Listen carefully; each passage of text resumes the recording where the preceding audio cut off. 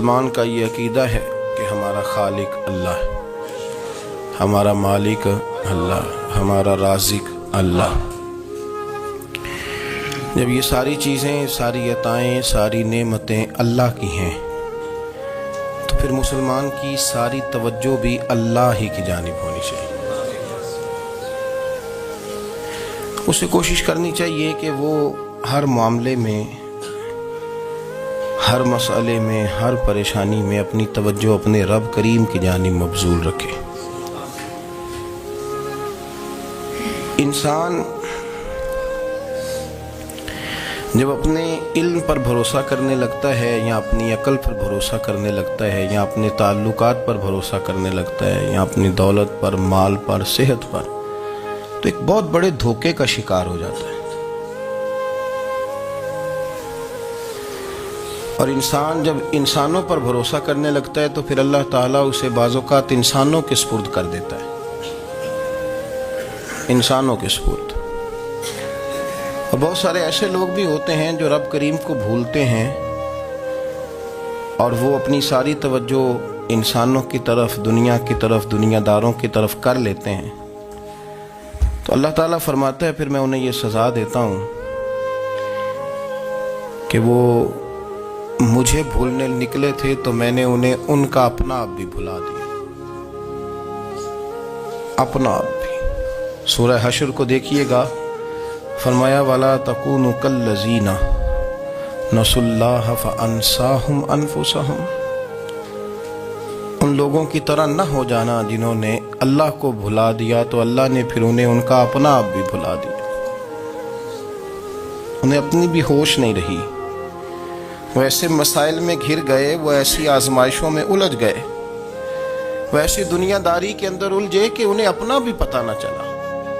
اب تو ڈھونڈتا پھرتا ہوں اے اقبال اپنے ہی آپ کو، اب تو ڈھونڈتا پھرتا ہوں اے اقبال اپنے آپ کو، آپ ہی گویا مسافر، آپ ہی منزل ہوں میں۔ جب انسان خدا فراموش ہوتا ہے تو خود فراموش ہو جاتا ہے۔ ہمارا بڑے زمانے سے تکیہ ہے، کبھی امریکہ پر، کبھی یورپ پر، کبھی برطانیہ پر، کبھی مالداروں پر، کبھی اسلحے والوں پر۔ اس کا نقصان یہ ہوا کہ اپنا کوئی وجود نہیں رہا، اپنا کوئی نظریہ نہیں رہا، اپنی کوئی سوچ نہیں رہی۔ ایسے محسوس ہوتا ہے کہ کوئی منشور نہیں، کوئی دستور نہیں، لگام منہ میں ہے اور اس کا سرا کسی کے ہاتھ میں ہے، وہ جدھر چاہتا ہے ہمیں گھما لیتا ہے۔ اللہ فرماتے ہیں یوں نہ ہو جانا کہ تم رب کو بھلا دو اور پھر تمہیں اپنا آپ بھی بھول جائے۔ اولئک ھم الفاسقون، فرمایا یہ وہ لوگ ہیں جو نافرمان ہیں اللہ کے، یہ نافرمان ہے۔ جب یہ نظریہ بن گیا، جب یہ ذہن بن گیا کہ پیدا اللہ نے کیا ہے، دینا اللہ نے ہے، عطا کرنے والا اللہ ہے، نوازنے والا اللہ ہے، تو پھر ساری توجہ دنیا داروں کی طرف رکھنا، میں اللہ والوں کی طرف توجہ رکھنے کا قائل ہوں، میں وہ سمجھتا ہوں، ہم اس چیز کے قائل ہیں، لیکن وہ بھی کوئی آستانہ ہے کہ جہاں حق مرشد کا نعرہ تو بڑا لگے پر رب کا نام ہی نہ سننے کو ملے۔ یہ بھی کوئی بات ہوئی کہ جہاں یہ تو نعرہ زور سے لگے کہ جیوے جیوے مرشد جیوے، لیکن استغفار کا درس ہی نہ ملے۔ جہاں ہر وقت یہ بتایا جائے کہ یہاں آ گئے تو بچ گئے، کیسے بچیں گے؟ میرے رسول پاک علیہ السلام کا دروازہ سب سے بڑا دروازہ ہے، حضور کا دروازہ سب سے بڑا دروازہ ہے، لیکن میرے دوستو یاد رکھنا، نبی پاک علیہ السلام نے بھی لوگوں کو جب رستہ دکھایا ہے تو رب کریم کا رستہ دکھایا ہے، اللہ کا رستہ دکھایا، اللہ کریم کا رستہ دکھایا، لوگوں رب کی طرف توجہ کرائی۔ میرے رسول کریم سید عالم صلی اللہ تعالی علیہ وسلم نے لوگوں کی اللہ کی جانب توجہ کرائی اور لوگوں سے یہ کہا کہ وہ اپنے رب کریم کی جانب اپنا ذہن رکھیں، اپنی توجہ اپنے اللہ کی جانب مبذول کریں۔ میری بات کو اچھے طریقے سے سمجھیے گا، علم اللہ تبارک و تعالی عطا کرتا ہے تو اسے اللہ کی عطا ہی سمجھنا چاہیے۔ کچھ لوگوں کے پاس علم ہوتا ہے پر علم نافع نہیں ہوتا، وہ ٹامک ٹونجا مارتے رہتے ہیں ساری زندگی۔ علم کو اللہ کی عطا سمجھیں، اپنی عقل پر، اپنے شعور پر زیادہ بھروسہ نہ سمجھیں، نظر اللہ پہ رکھیں۔ حضرت مولا علی شیر خدا کرم اللہ تعالی وجہہ الکریم سے کسی نے پوچھا تھا بڑا عالم کون ہوتا ہے؟ ہمارے ہاں تو اب وہ والے عالم پائے جاتے ہیں نا، اللہ ماشاءاللہ، جو ممبر پہ بیٹھتے ہیں تو دعوے ہی دعوے، ممبر پہ بیٹھتے ہیں تو دعوے ہی دعوے، اس طرح کے عالم ہمارے ہاں پائے جاتے ہیں۔ وہ ہر بات میں دعویٰ کرتے ہیں، میں یہ کر دوں گا، میں وہ کر دوں گا۔ یہ مزاج علماء کا نہیں۔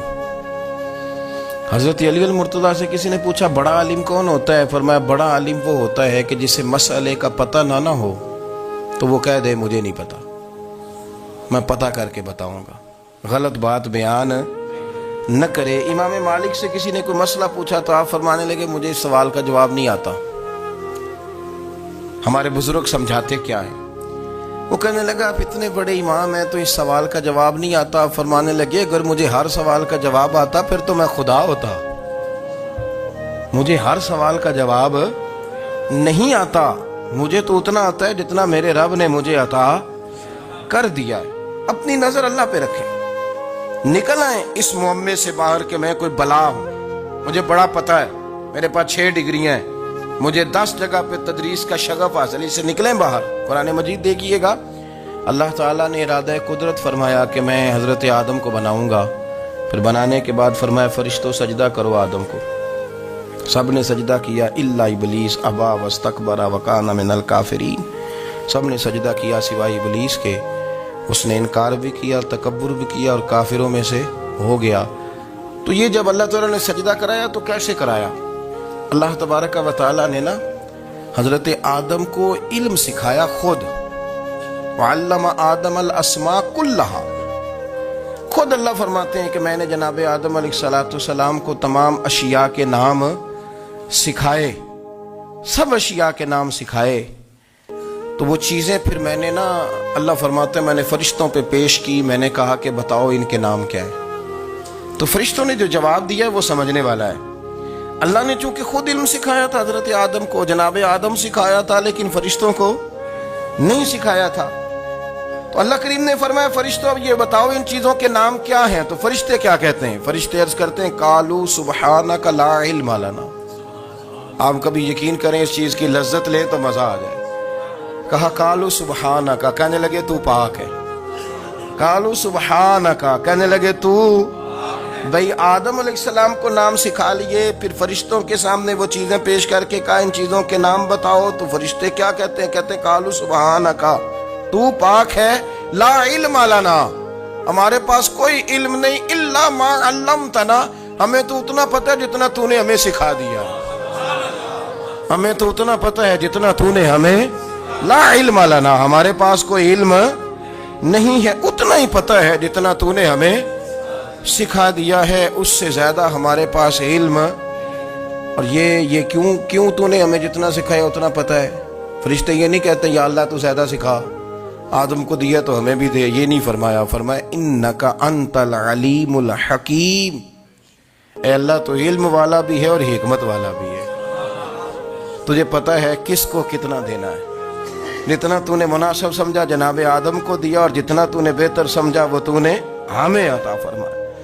تو اگر آپ کے پاس علم ہے، کہیں نالج ہے، اس کو اللہ کی عطا سمجھیں۔ ہمارے ہاں بہت سارے لوگ بن کے بیٹھ جاتے ہیں، میں اکثر کہتا ہوں کہ پھر وہ دعوے کرتے ہیں میرے علاقے والے جاہل ہیں، میرے شہر والے جاہل ہیں، میرے خاندان والے پڑھے نہیں۔ یہ آپ کا دعویٰ ہے، یہ آپ کو خراب کر دے گا۔ ہم نے بہت سارے ایسے لوگ دیکھے جو بہت بڑے عالم تھے، لیکن اللہ جب لینے پہ آیا تو عقل ہی لے گیا، شعور ہی چلا گیا، حافظے ختم ہو گئے۔ آپ دیکھتے ہیں بڑھاپے میں کچھ لوگ ایسے ہوتے ہیں کہ جن کو یہ بھی یاد نہیں رہتا کہ میرا نام کیا ہے، میں کہاں ہوں، مجھے کدھر جانا ہے۔ تو اس وقت سے اللہ کی پناہ مانگیں اور اپنی نظر اپنے رب کریم کی جانب رکھیں، اللہ کی جانب اپنی نظر کو مبذول رکھیں۔ دوسری بات، علم کے بعد ایک چیز آتی ہے جس کا نام ہے ہدایت، جس کا نام ہے تقوی، جس کا نام ہے پرہیزگاری، جس کا نام ہے عمل، عبادت، ریاضت۔ یہ بھی اسی وقت ہی نصیب ہوتی ہے جب میرا رب کریم نصیب فرما دیتا ہے۔ ہم نے نا نیکی کا اپنا اپنا سٹیٹس بنا لیا ہے، اپنا اپنا معیار بنا لیا ہے۔ کچھ لوگ کہتے ہیں کہ جناب مسجد میں سیمنٹ کا توڑا دینے سے بہتر ہے کسی غریب کو آٹے کا تھیلا دے دو۔ اب اس نے اپنا مزاج بنا لیا نا نیکی کا، اس نے اپنا سٹیٹس بنا لیا۔ میرا یہ سوال ہے کہ نبی پاک صلی اللہ تعالی علیہ وسلم جب مدینہ شریف آئے تھے تو حضور نے سب سے پہلے غریبوں میں آٹا تقسیم کیا تھا کہ سب سے پہلے مسجد بنائی تھی؟ کیا عجیب لوگوں کا رنگ ہے، اپنی مرضی کی ہدایت، اپنی مرضی کا تقوی، اپنی مرضی کا معیار۔ مسجد کوئی بڑا چھوٹا خطیب بھی میری طرح کا ہو نا تو وہ مسجد میں بیٹھ کے جب نبی پاک کی بات کرتا ہے تو کہتا ہے میرے رسول پاک غریبوں کا سہارا بن کے آئے۔ وہ غریبوں کی بات کرتا ہے، مسکینوں کی، لاچاروں کی، کمزوروں کی بات۔ تو مسجد ہی تو وہ ادارہ ہے جہاں سے غریبوں کی بات ہو رہی۔ تو اب لوگوں نے غریب کو اور مسجد کو لڑانا شروع کر دیا، اس کو لڑاؤ کہ مسجد میں پیسے دینے سے بہتر ہے آپ غریب کو آٹے کا تھیلا دے دیں۔ آپ یہ کیوں نہیں کہتے کہ مسجد میں بھی آپ توڑا دیں ایک سی مٹکا اور ساتھ غریب کو بھی خدمت کریں؟ یہ کیوں نہیں تقوی؟ اپنی اپنی مرضی کا مزاج، اپنی اپنی۔ کچھ لوگ کہتے ہیں چھوڑو جی، ساری زندگی انسان نماز پڑھتا رہے اور پھر گالیاں بھی دیتا رہے، بندہ داڑھی بھی رکھ لے اور جھوٹ بولنا بھی نہ چھوڑے۔ تو یہ آپ نے اپنے پاس سے تقوی کا معیار بنایا۔ گالی دینے کا گناہ ہے اور داڑھی رکھنے کا ثواب ہے۔ تو اگر آپ داڑھی رکھے ہوئے ہیں اور آپ کوئی غلطی کر رہے ہیں تو اس سے آپ کی داڑھی کا ثواب ختم۔ اللہ کرے آپ کو سمجھ آئے میری بات۔ آپ کوئی غلطی کر رہے ہیں، داڑھی کا ثواب اس سے ختم، وہ اپنی جگہ پہ قائم ہے چیز۔ اپنی مرضی کا کیوں تقوی کا معیار بناتے ہیں؟ تقوی کا مزاج اپنی مرضی کا نہ بناؤ۔ اللہ کی بارگاہ سے دعا مانگو کہ یا اللہ ہمیں ہدایت کا نور عطا فرما، اللہ تو ہمیں رستہ دکھا، تو بتا کہ ہدایت کیا ہے۔ تو رب فرماتا ہے اللہ ولی الذین آمنوا، اللہ مومنوں کا مددگار ہے، یخرجہم من الظلمات الی النور، وہ انہیں اندھیروں سے نکالتا ہے اور نور کی طرف روشنی عطا فرماتا ہے۔ اندھیروں سے نور کی طرف اللہ لاتا ہے۔ اللہ ولی، اللہ مومنوں کا ولی ہے، وہ انہیں اندھیروں سے نور کی طرف نکالتا ہے۔ ہدایت ہمیشہ اللہ کی طرف سے سمجھے۔ جب وہ نماز کی توفیق دیتا ہے تو اپنے فضل سے دیتا ہے، جب وہ ذکر کی توفیق دیتا ہے تو اپنے فضل سے۔ ہم سمجھتے ہو جی فلانا نہیں پڑھ رہا بڑا بیوقوف ہے، فلانا نہیں پڑھ رہا، تو تم کیا اپنی عقل کے زور پہ پڑھ رہا ہے؟ میں جی اللہ کے فضل سے 2 سپارے پڑھتا ہوں، تو کس پہ احسان کرتے تو 2 سپارے پڑھ کے رویا کر کہ اگر مالک تو بڑا قریب نہیں۔ بڑے لوگ ہیں جن کو پورا قرآن حفظ ہے پر انہیں پڑھنے کی توفیق نہیں، تو انہیں فضل کیا اور مجھے توفیق دے دی ہے پڑھنے۔ رویا کر، پڑھ کے رویا کر، راتی ساری کر کر زاری، او نیند اکھاں تھی توندے تے فجرے اوہی گناہگار کہاون سب تو نیوے ہوندے۔ مہربانی کریں، ڈریں، نیکی کریں تو پھر ڈریں، پھر احساس پیدا کریں، پھر اپنے اندر وہ کمزوری لائیں کہ توبہ توبہ مجھے تو پتہ ہی نہیں، تو جانتا ہی نہیں۔ حضرت سیدنا امام اعظم ابو حنیفہ رحمۃ اللہ تعالی علیہ کے ساتھ ایک شخص کہتا میں نے نماز پڑھی، تو عشاء کی نماز تھی۔ یہ جو لوگ بڑے ہوتے ہیں نا، جن کے پیار کرنے والے بڑے ہوتے ہیں، ان کے گرد خوف بھی بڑا ہی ہوتا ہے، انہیں بڑا ڈر لگتا ہے، بڑی بعض اوقات آزمائش ہوتی ہے ان کی۔ عشاء کی نماز کہتے پڑھی تو امام صاحب نے نا عشاء کی نماز میں تلاوت کی آیتیں فَمَن يَعْمَلْ مِثْقَالَ ذَرَّةٍ خَيْرًا يَرَهُ وَمَن يَعْمَلْ مِثْقَالَ ذَرَّةٍ شَرًّا يَرَهُ، فرمایا جو ذرہ برابر خیر کرے گا وہ بھی قیامت میں دیکھے گا، اور جو ذرہ برابر شر کرے گا وہ بھی قیامت میں اس شر کو دیکھے گا، اس کے سامنے آئے گا۔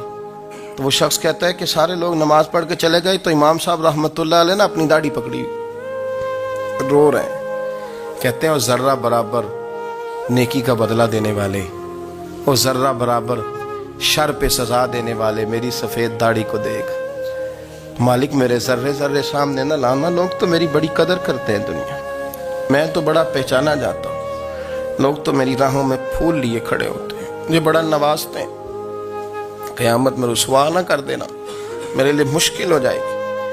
وہ کہتے ہیں میں نے امام صاحب کا درد دیکھا، مجھے کوئی کام تھا تو میں چلا گیا، میں نے کہا کہ وہ اس وقت اللہ کی حضور حاضر ہیں تو میں دوبارہ آؤں گا۔ کہتے ہیں میں تہجد کا وقت آیا تو امام صاحب وہیں بیٹھے تھے اور ان کی داڑھی آنسوؤں سے بھری ہوئی تھی اور زور سے داڑھی پکڑی ہوئی، کہنے لگے مالک رسوا نہ کر دینا، قیامت میں رسوا نہ کر دینا۔ یار جو ہدایت یافتہ لوگ تھے وہ تو ڈرے ہوئے تھے، وہ تو سہمے ہوئے تھے، وہ تو کہتے تھے یہ اس کا فضل نہیں، اس نے بلا لیا، یہ اس کا کرم نہیں، حضرت باعزید بستامی کسی کافر کو دیکھتے تو رو پڑتے، کہتے مالک تو کتنا قریب ہے، یہ بے ایمان رہ گیا، تو نے اپنے فضل سے مجھے اپنے نبی کا غلام بنا لیا. وہ رو پڑتے. یہاں تو لوگوں کا دعویٰ ہی بڑا ہے.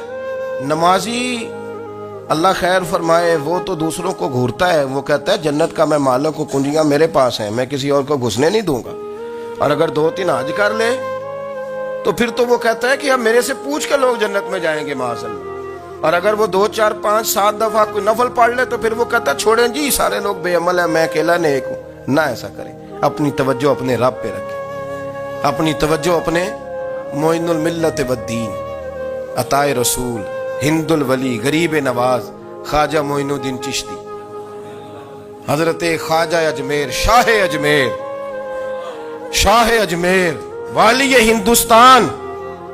آخری عمر میں نا سارا دن روتے گزر جاتا، ساری رات روتے گزر جاتے، ذرا سی کوئی بات کرتا تو رو پڑتے، آنکھیں آنسوں سے بھری رہتی. کئی دفعہ اپنے بھی پریشان ہو جاتے ہیں نا کہ یار تو ایک بات کی جان ہی نہیں چھوڑ رہا. تو خواجہ قطب الدین صاحب بختیار کاکی سے لوگوں نے کہا کہ آپ مرشد سے بات کریں، اتنا بھی تو نہیں نہ رونا چاہیے، ہر وقت اس کے آنسو کی کریے. عاشق دا کام ہی رونا تونا، تے بھی نہ رویو نہیں منظوری. یہ عاشق سدا ہی روندا رہندا ہے، پاویں وصل ہوئے تے پاویں دوری. ہر وقت رونے کا کیا مطلب ہے؟ تو خواجہ قطب صاحب کہتے ہیں میں قریب گیا تو میں نے پیر دبائے، میں نے کہا سونیا لوگ تو کچھ بھی نہیں کرتے، تو نے تو کمال کر دیا، 90 لاکھ آدمی مسلمان کر دیا، دنیا کچھ نہیں کرتی، تو نے 50 سال ساری رات مسلح پہ بیٹھ کے رب راضی کیا. تو شہزادہ تھا، حضور کی اولاد تھا، لیکن معین الدین تیرا ایک پلاٹ بھی نہیں، تو نے طالب علم پالے، انہیں غریبوں کو دیا، تو نے نوازا، کوئی شے نہیں تیرے پاس، ہر چیز تو نے، ساری رات روتے ہو، سارا دن روتے ہو. تو خواجہ قطب الدین صاحب کہتے ہیں میں نے جب عرض کیا تو خواجہ صاحب مجھے گلے لگا لی، چیخ مار کے روئے، کہنے لے قطب الدین پتر داڑھی سفید ہو گئی، جانے کا وقت آ گیا، جو تو نے نیکیاں گنوائی ہیں وہ ہیں صحیح میرے پاس، پر یار کی بارگاہ میں پیش کرنے کے قابل ایک بھی نہیں. تو بارگاہ تو دیکھ کتنی بڑی ہے، رسول کریم کی بارگاہ میں پیش کرنے کے قابل ان میں سے ایک بھی نہیں. تو آستانہ دیکھ کتنا بڑا ہے، کیا پیش کروں گا، کیا عرض کروں گا حضور کی بارگاہ میں، کس طرح. وہ یار جو بڑے تھے وہ تو ڈرے ہوئے تھے، سہمے ہوئے تھے، وہ تو بڑی آزمائش میں تھے. لیکن میرا اور آپ کا رٹا 2 نمازیں پڑھ کے 6 نمازوں کا دعویٰ کرنا اور لمبی چوڑی کہانیاں بنانا اور اپنے منہ سے اپنی تعریفیں کرنا، اس سے تھوڑا باہر آئیں. رزق بھی میرا اللہ ہی دیتا ہے، علم بھی اللہ دیتا ہے، رزق بھی. بڑے بڑے فقیروں کو مالدار ہوتے دیکھا، بڑے بڑے مالداروں کو فقیر ہوتے دیکھا، بڑے بڑے. میرے ایک بڑا سخی قسم کا سجن ہے، بڑا پیارا ہے، میں اسے سخی مانتا ہوں. میں نے اپنی پریشانیوں کے دنوں میں بھی اس شخص کو سخی دیکھا. ایک دن رات کو مجھے ٹیلی فون کر کے کہنے لگا کدھر ہو؟ میں نے کہا میں گھر ہوں. نہیں اکثر سفر میں ہوتے ہو نا؟ میں نے کہا طبیعت کیسی ہے؟ ٹھیک ہے، بس حال چال پوچھنا تھا. میں نے سمجھائی، میں نے کہا یار یہ کوئی مسئلہ ہے، ورنہ رات کے 2 بجے کوئی حال پوچھنے کو فون تو نہیں نہ کرتا، کوئی مطلب ایسا تو مسئلہ نہیں نا. تو میں نے بیک کال کی، میں نے کہا یار میری بات سن، مسئلہ کیا؟ کہ نہیں کچھ نہیں دل کر رہا تھا. میں نے کہا میری گل سن، رہے ہیں اسی 4-5 سال کٹھے، میں تین جاننا، اصل بات کر. کہنے لگا مکان بھی بڑا ہے، سارا کچھ ٹھیک ہے، پر وہ بڑا ہی بے نیاز ہے. کچھ حالات اس قسم کے آ گئے ہیں کہ لوگوں کو بتاؤں بھی تو لوگ ماننے کو تیار نہیں. زیادہ نہیں، مجھے نا تھوڑے سے پیسوں کی ضرورت ہے، کوئی 15-20 ہزار اگر مل جائیں میری ضرورت. آپ یقین کریں میں روتا رہا ساری رات. میں نے کہا مہربانہ تیرا کس طرح کرانگ، اس سے لے کے زمانہ استعمال کرتا تھا، پر بے پرواہی ویخ نہ سجڑ دی، جتھے کسے دی پیش نہ جاوے، انہیں تاجاں والے در در رولے تے منگتیاں تخت بٹھاوے. سجنا کسے نو کارا مل دئی، کوئی کعبے خالی آوے. واللہ خیر الرازقین، وقت تو دائیں بائیں نہ جا، رزق تو تجھے میں دوں گا، میں ہوں بہتر رزق دینے والا. بڑے بڑے بادشاہ، بڑے بڑے شہنشاہ، بڑے بڑے لوگ، ہاتھوں میں کاسے، فقیریاں. ام ربیعہ کہا کرتی تھیں बड़ी नेक और साले खातून थी। वो कहती हैं कि मैं ना बड़े अमीर आदमी की बीवी थी, अपने शौहर के साथ छत पे बैठी थी तो नीचे फकीर मांगने वाला आया। उसने बड़े दर्द से सदा की तो मैंने अपने शौहर से कहा कुछ देने का, दफा कर, इन लोगों ने धंधा बनाया हुआ है। कहती मैं मेके से भी बड़ा माल लेके आई थी, मेरे माँ बाप बड़े अमीर थे तो मैंने ना चोरी अपने खामा से नज़र बचा के बाथरूम जाने के बहाने गई और नीचे जाके 5 दिनार मैंने उस फ़कीर की हथेली पे रखे। कहते उसने 5 दिनार देखे, फिर मेरी तरफ देखा तो मैंने उसकी आंखों में आंसू चमकते देखे। कहने लगे बीबी रब तेरा भला करे, मैं 3 दिनों का भूखा हूँ। कि वो चला गया, मैं घर आ गई। जब बाहर आई तो मेरा शौहर कहने लगा तू इतनी अब इतनी तू तेज हो गई है और तू इतनी खुद मुख्तार हो गई है, मेरे बगैर पूछे माल खर्च करेगी, जा तुझे 3 तलाकें। कहती मैं बालदार और वजादार बाप की बेटी थी, तलाक लेके घर आई तो मेरा बाप टूट गया, चारपाई पे चला गया। ओहो ये क्या बन गया। कहती बड़ी तकलीफ रही। 1-2 साल के बाद मेरे अब्बा ने मेरी शादी कर दी। अब जिस शौहर के पास गई वो बड़ा नेक था, परहेजगार था, अल्लाह ने बेहतरीन सिला दिया। कितनी छत पे बैठी थी, दरवाजे पे फकीर आया तो मैंने शौहर से कहा कुछ दे दूं। कहने लगा 5 ना देना, 15 देना, 20 देना, मैं फकीर हूँ, मैंने फक्र से दौलत देखी है, इसे खाली ना लौटाना। कहती है कि मैं नीचे गई और जब मैंने उसकी तरफ दिनार बढ़ाए तो मेरी चीख निकली, पैसे फेंक के मैं बेहोश होके गिरी। मेरा शौहर ने आके उठाया, अंदर ले गया, पानी मुंह पे छिड़का। कहने लगा तुझे क्या हुआ। कहने लगी ये जो मांगने आया ये मेरा पहला शौहर था, ये वही था जो कहता था कि तू 5 दिनार दे आई है, जा तुझे 3 तलाकें। पढ़ो ना हदीस पाक। मेरे नबी पाक अलैहिस्सलाम ने फरमाया एक बंदा गंजा था। गंजा कोई तरतीब आगे पीछे हो जाए तो मफहूम के लिहाज से, लेकिन मैं मफहूम उसका वाज़े करता हूँ। एक गंजा था, कोई शय नहीं थी, सर पे बाल भी नहीं थे, रोया करता था। अल्लाह ताला ने फरिश्ते को भेजा, तुझे क्या चाहिए। तो कहने लगा बाल आ जाए और थोड़ा माल आ जाए। फरिश्ते ने हाथ फेरा तो बाल भी आ गए तो बकरियां भी आ गई, लाइनें लग गई, माल ही माल हो गई। दूसरे के पास गया, वो कोड़ा था, उसको जाके कहा क्या चाहिए। कहने लगा शिफा हो जाए और कुछ अल्लाह ताला आसानी कर दे। शिफा भी हो गई, गायें भी दे दी, भैंसें भी दे दी, माल ही माल हो गई। फिर एक के पास गया, वो अंधा था, तुझे क्या चाहिए। उसने कहा आंखें मिल जाए और कुछ साथ अल्लाह माल दे दे। ऊंट ही ऊंट हो गए। जब बड़ा नवाज दिया तो फिर मालिक ने इम्तिहान लेने का इरादा किया। यारी तेरी सोना है पर आजमाइशां भी तेरियां अग, आजमाइशां तेरियां, सही कह रहा हूँ, आजमाइशां तेरियां, यारी तेरी सोना है पर आजमाइशां तेरियां। ये सोना परखिया जावंदा ही पहलो ना लगा दे लग। अल्लाह ने फरमाया आजमाइश करो। सबसे पहले गंजे के पास आए, उसे कहा अल्लाह के रास्ते में कुछ देखा नहीं लगा, मेरे खर्चे ही बड़े। देखो तो सही कितनी मुश्किल में वक्त गुजारता हूँ, हाल ही कोई नहीं। तो उसने कहा मैंने तो सुना है तू गंजा और भूखा नंगा था। कहने लगा मैं तो जद्दी पुश्ती रही से आजम हूँ, तुझे किस पागल ने कहा है, भाग जा।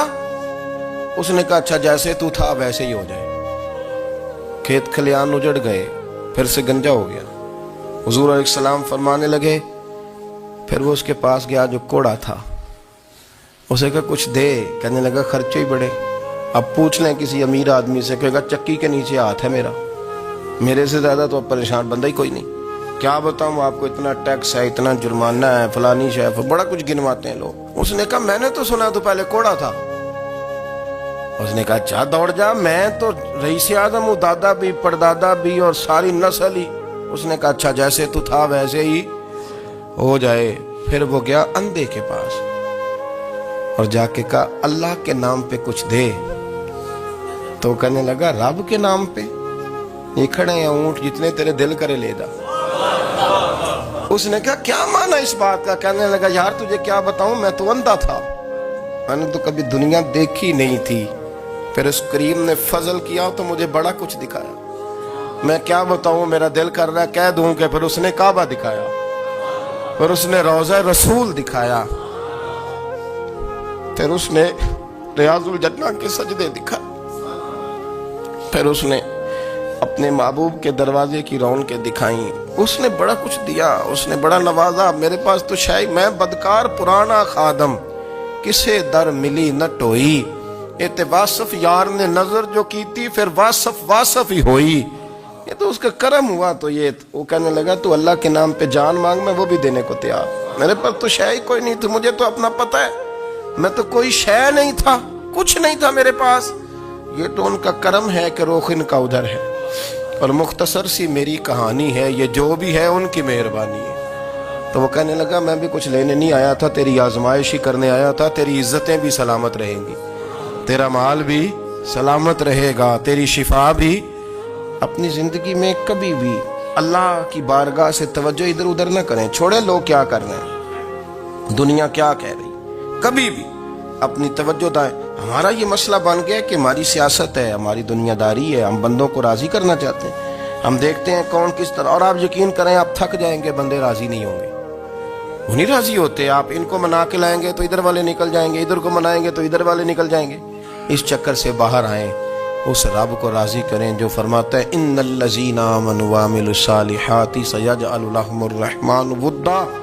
فرمایا تو ایمان لانے کے بعد نیک عمل کر, میں لوگوں کے دلوں میں تیری محبت پیدا کر دوں. رحمان لوگوں کے دلوں میں محبت ڈال دے گا, اللہ لوگوں کے دلوں میں. اپنی نظر ہمیشہ اپنے رب پہ رکھیں. اتنی لمبی چوڑی دنیا داروں سے امیدیں نہ وابستہ کریں. میں نے دیکھا ہے لوگ کاسا لیسی کرتے ہیں, کبھی اس کے دروازے پہ کبھی اس کے دروازے پہ. ان چکروں سے باہر آئیں اور اپنے رب کی بارگاہ کی طرف توجہ کریں. استغفار شوق سے پڑھا کریں, اور اکیلے میں اکیلے میں. حضرت رئیس المتکلمین مولانا نقی علی خان صاحب رحمۃ اللہ نے لکھا ہے کہ فرعون 500 سال حکومت کر گیا. یہاں تو 5 سال کی حکومت کی پیر لڑ کھڑاتے ہیں, 500 سال. فرماتے اصل وجہ یہ تھی کہ دنیا جب سو جاتی تھی نا تو اوپر چادر لے کے تو مسلح پہ بیٹھ جاتا تھا اور ہاتھ باندھ کے کہتا تھا رب تو ہی ہے, میرا پردہ نہ کھولنا, مالک تو ہی ہے, کرم نوازی کرنا, میری پکڑ نہ کرنا. وہ بے ایمان